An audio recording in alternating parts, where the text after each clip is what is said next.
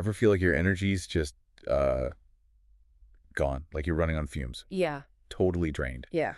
We're going on a deep dive today into this whole idea of energy drain. Mm. We're using a YouTube video called Guard Your Energies, explained by Hans Wilhelm. Okay. Have you seen this one? I have, yeah. Yeah, he talks about prana-suckers, things that drain your energy. All right. It really made me think about where my own energy goes. Yeah. It's crazy how much we unknowingly give away. Yeah, it is fascinating how easily our energy can be depleted. Right. Wilhelm actually begins by saying we're given a finite amount of energy when we enter this life. Okay. Almost like a cosmic loan, a limited resource. And we need to be mindful of how we use it. Okay, so like a battery we're given at the start. Yeah, like that. So what does that have to do with these so-called prana-suckers? Yeah. So prana is a Sanskrit word for vital life force energy. Right. It's not just physical energy, but the energy that fuels our thoughts, emotions, and actions. And Wilhelm says we encounter these prana-suckers all the time throughout our lives, things and even people that deplete this vital energy. So I'm guessing mindless scrolling and online shopping sprees aren't exactly what he had in mind, right? You're right, it goes much deeper than that. A prime example Wilhelm focuses on is celebrity fascination. Okay. Think about those massive concerts where crowds are going wild, channeling all their energy towards the performer on stage. Oh, yeah.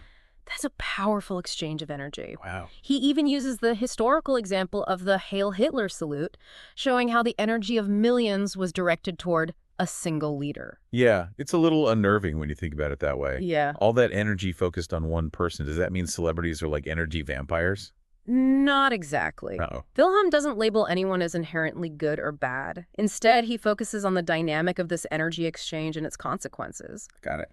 He explains that those who receive this concentrated energy eventually have to return it all every bit. It's like a karmic debt. Wow, so there's no such thing as a free lunch in the energy world either. It really makes you reconsider who you're giving your energy to, doesn't it? It certainly does. And it's not just about celebrities. It happens in everyday life, too. We might unknowingly drain our energy by focusing on things that don't truly serve us. Uh-huh. Think about the energy we spend comparing ourselves to others or getting caught up in drama and conflict. So it's not just about avoiding those screaming fans at concerts, but also being mindful of where our attention goes in our daily lives. Exactly. Wilhelm encourages us to become aware of where our energy is flowing. Okay. Are we investing it in things that uplift and inspire us? Or are we giving it away to situations and people that leave us feeling drained and depleted? Okay, so we have this limited energy, and we can either waste it on these prana-suckers or invest it in things that actually matter. Right. But why are we so drawn to these energy-draining things in the first place? What's the Yeah. psychology behind it? Well, Wilhelm suggests it has a lot to do with what's going on inside us. He talks about those feelings of loneliness, powerlessness, and low self-worth that we all experience from time to time. Right. Sometimes we try to fill these inner voids by attaching ourselves to something outside of us. So we're trying to borrow energy from others to make up for what we feel we lack. In a sense, yes. We might idolize celebrities, athletes, or even people in our own lives, hoping to absorb some of their energy, their confidence, their success. Okay. It's like we're trying to bypass our own inner work by latching onto someone else's energy. It's almost like we're saying, if I can just be more like them, then I'll be happy and fulfilled. Right. But it sounds like that's a recipe for energy drain and disappointment. It can be because true fulfillment comes from within. Wilhelm points out how our ego thrives on comparison. It constantly whispers, "You're not enough. You're not as good as them." And this only amplifies those feelings of inadequacy and makes us even more susceptible to energy drain. It's so true. It's like the ego is constantly scanning the environment for evidence that we're not good enough. Yeah. So how do we stop feeding this ego monster and reclaim our energy? Well, Wilhelm has some fascinating insights into that, but I think that's a perfect place to pause and pick up in part 2. Okay. We'll delve deeper into the ego's role in this whole energy game and explore how to shift our perspective. Ooh, cliffhanger. All right, deep divers, we'll be back soon with more on this fascinating topic, so don't go anywhere. Welcome back, deep divers. Before the break, we were talking about how our ego plays a role in this whole energy drain situation. So how do we stop giving our power away to this ego monster, as I so eloquently put it? Right, that's the million-dollar question, isn't it? Yeah. Wilhelm offers some pretty insightful answers. He suggests that the ego loves to create a sense of separation. Okay. It thrives on comparison, leading us to put others on pedestals while simultaneously looking down on others. So it's not just about the people we idolize, but also those we judge or consider less than. We're basically creating this whole hierarchy in our minds. Precisely. Wilhelm calls this the superiority-inferiority trap. Okay. It's like a seesaw constantly tilting between feeling superior and inferior. Think about those intense sports rivalries, Oh, yeah. or even conflicts rooted in religious differences. Right. It often boils down to us versus them, with each side convinced of their own superiority. It's pretty clear how that kind of thinking leads to conflict and division. But how does this tie back to the idea of energy drain? Well, when we buy into this superiority-inferiority game, we're constantly leaking energy. We're using our precious prana to fuel these judgments and comparisons, leaving us depleted and disconnected from our true selves. Yeah. And as Wilhelm points out, using the example of Nazi Germany, this kind of imbalance can have devastating consequences, even on a global scale. Okay, so this superiority-inferiority trap is clearly not a good look for us or the world. But how do we escape it? Right. Do we need to become, like, egoless monks meditating on a mountaintop? That's a funny image. Wilhelm doesn't advocate for escaping the world or denying our human experience. Instead, he proposes a radical shift in perspective. He says the key to breaking free from this trap is recognizing the inherent equality of all beings. Okay.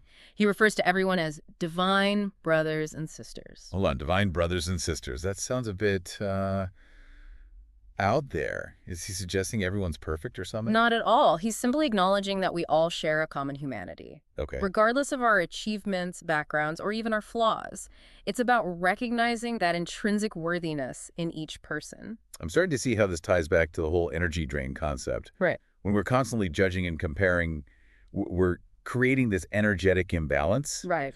But when we approach others with the sense of equality, it's like we're creating a more harmonious flow of energy. Exactly. And this shifting perspective doesn't just benefit us on an individual level. Right. It has ripple effects throughout the world. Wilhelm believed that cultivating this sense of unity is essential for creating a more just and compassionate society. Okay, I'm on board with this idea of seeing everyone as equals. But what about those people we genuinely admire? Those who inspire us with their talents and accomplishments? Is it wrong to feel a sense of awe or respect? That's a great question, and it leads us to another fascinating aspect of Wilhelm's teachings, the law of projection. Okay. He explains that when we admire a quality in someone else, it's often a reflection of our own potential. It's as if those qualities are already within us, just waiting to be activated. So it's not that we're projecting our own stuff onto them, Yeah. but they're actually reflecting back something that's already present within us. That's a great way to put it. Instead of feeling drained by envy or feeling like we need to put them on a pedestal, we can use that admiration as fuel for our own growth. Okay. We can ask ourselves, what is it about this person that resonates so deeply with me, and how can I cultivate those qualities within myself? So instead of, I wish I were more like them, Mm-hmm. it becomes, what can I learn from them to become a better version of myself? That's a much more empowering perspective. Exactly. And this applies not just to those we admire, but also to those who might trigger negative reactions in us. Okay. Wilhelm suggests that even those who we judge or dislike can be powerful mirrors reflecting back unloved aspects of ourselves that we need to address. Wait, so those coworkers who drive me crazy might actually be showing me something about myself. Yeah. That's both fascinating and a little terrifying. It can be, but remember, it's not about blaming others or excusing bad behavior. Oh, yeah. It's about using those challenging interactions as opportunities for self-reflection and growth. Got it.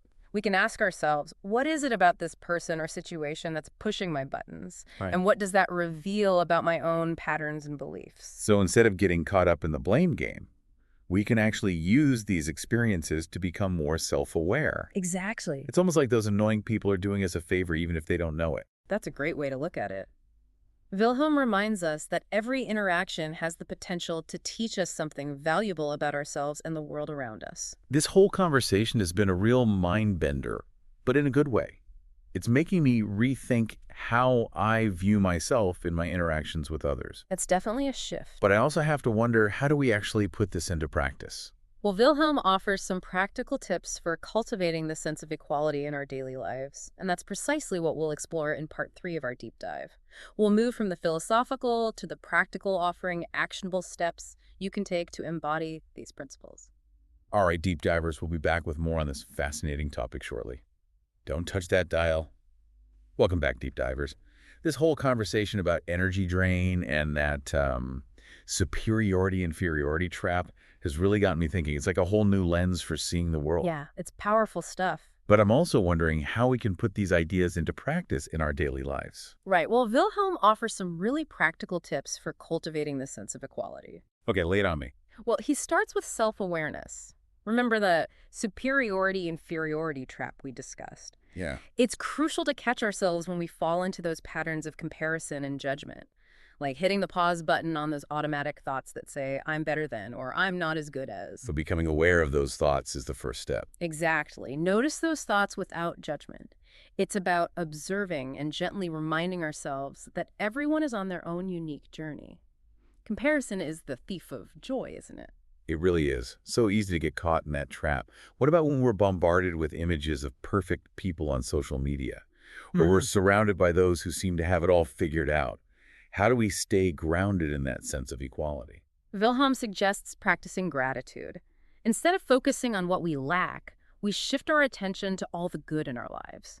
Appreciating what we have, even the small things, can help us feel more content and less driven by the need to compare. So it's like an antidote to that feeling of not enoughness that the ego loves to feed on. When we're grateful for what we have, it's harder to get caught up in envy or resentment. Exactly. It shifts our energy from a place of lack to a place of abundance. And that can make a world of difference in how we interact with others. Another powerful practice he suggests is focusing on giving rather than receiving. Okay, but don't we need to receive too? Of course. I mean, we can't just constantly be giving, can we? You're right. It's about finding a healthy balance. But Wilhelm's point is that when we're overly focused on what we can get from others, validation, admiration, approval, it keeps us trapped in that ego-driven cycle. It drains our energy and reinforces that sense of separation. But when we shift our focus to how we can contribute to the well-being of others, it creates a more outward flow of energy. Okay. It connects us to something larger than ourselves. So it's not about becoming selfless martyrs. Right. It's about finding that sweet spot where we're taking care of our own needs while also looking for ways to add value to the world. What are some ways we can do that in our everyday lives? Right. It doesn't have to be these grand gestures. Right. It's often the small acts of kindness that make the biggest difference. Yeah. Like offering a genuine compliment, lending a listening ear, or helping someone in need. Yeah. It could be volunteering our time or donating to a cause we care about. Even just practicing patience and understanding in our daily interactions. Right.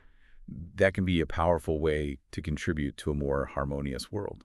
I love that. It's a good reminder that we don't need to wait for some grand opportunity to make a difference. We can start right where we are with the people around us, with the small choices we make each day. But I have to admit, it can be hard to maintain this sense of equality when we encounter people who are acting in harmful or hurtful ways. How do we reconcile this idea of seeing everyone as divine brothers and sisters with the reality that some people choose to act in ways that cause pain and suffering? That's a really important question, and it's something Wilhelm addresses directly. He acknowledges that there will always be those who make choices that cause harm. But he encourages us to remember that even those individuals are on their own journey. They're often acting from a place of deep pain, fear, or ignorance. So it's not about condoning their actions or making excuses for their behavior. It's about understanding that they too are human beings, Right. capable of both great love and great harm. Exactly. It's about holding that paradox, recognizing their capacity for both good and bad. Okay. And while we may need to set boundaries or take action to protect ourselves or others, we can still hold space for their potential for growth and transformation. This has been such an enlightening conversation. I Oh, feel like I have a whole new framework for understanding myself and my interactions with others. yeah, it's a powerful shift in perspective. And remember, it's not about achieving some perfect state of enlightenment. Right. It's an ongoing practice of awareness, compassion, and choosing to align our actions with this understanding of our interconnectedness. I love that. As we wrap up this deep dive, I want to leave our listeners with one final thought. Wilhelm asks us to imagine a world where everyone embraced this sense of equality. What would that world look like? Oh, wow. How would it feel to live in a world where everyone was treated with respect, dignity, and compassion?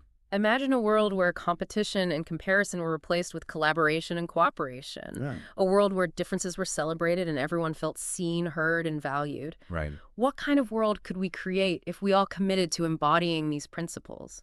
That's a beautiful vision, and I believe it starts with each of us.